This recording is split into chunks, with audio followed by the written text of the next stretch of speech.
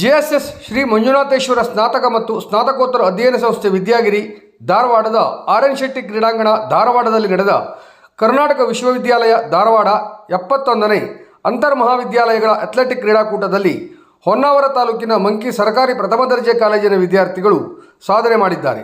Sujana Arun Naik 20 kilometre ನಡಿಗೆಯಲ್ಲಿ ಪ್ರಥಮ ಸ್ಥಾನ, 400 metre ಹರ್ಡಲ್ಸ್ನಲ್ಲಿ ದ್ವಿತೀಯ ಸ್ಥಾನ, ಶ್ರೇಯಾ ಶ್ರೀಧರ್ ನಾಯ್ಕ್ 3000 ಮೀಟರ್ ಸ್ಟೀಫಲ್ ಚೇಸ್ನಲ್ಲಿ ದ್ವಿತೀಯ, ಹ್ಯಾಮರ್ ಥ್ರೋದಲ್ಲಿ ತೃತೀಯ, ಜೀವಿತಾ ವೆಂಕಟರಮಣ ಮೊಗೇರ್ ಟ್ರಿಪಲ್ ಜಂಪ್ನಲ್ಲಿ ದ್ವಿತೀಯ, 800 ಮೀಟರ್ ಓಟದಲ್ಲಿ ದ್ವಿತೀಯ, ಅನುಷಾ ರಾಮನಾಯ್ಕ್ 1500 ಮೀಟರ್ ಓಟದಲ್ಲಿ ತೃತೀಯ, 800 ಮೀಟರ್ ಓಟದಲ್ಲಿ ತೃತೀಯ, ಸ್ವಾತಿ ವೆಂಕಟೇಶ್ ಶೆಟ್ಟಿ ಪೋಲ್ ವಾಲ್ಟ್ನಲ್ಲಿ ದ್ವಿತೀಯ, ಮಹಿಳೆಯರ ವಿಭಾಗದ 4x100 ಮೀಟರ್ ರಿಲೇಯಲ್ಲಿ ದ್ವಿತೀಯ ಸ್ಥಾನ, ಮಹಿಳೆಯರ ವಿಭಾಗದ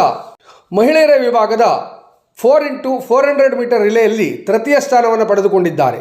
ಮಹಿಳೆಯರ ವಿಭಾಗದ ಸಮಗ್ರ ವೀರಾಗ್ರಹಣಿಯಲ್ಲಿ ರನ್ನರ್ ಅಪ್ ಆಗಿ ಹೊರಹೊಮ್ಮಿದ್ದಾರೆ.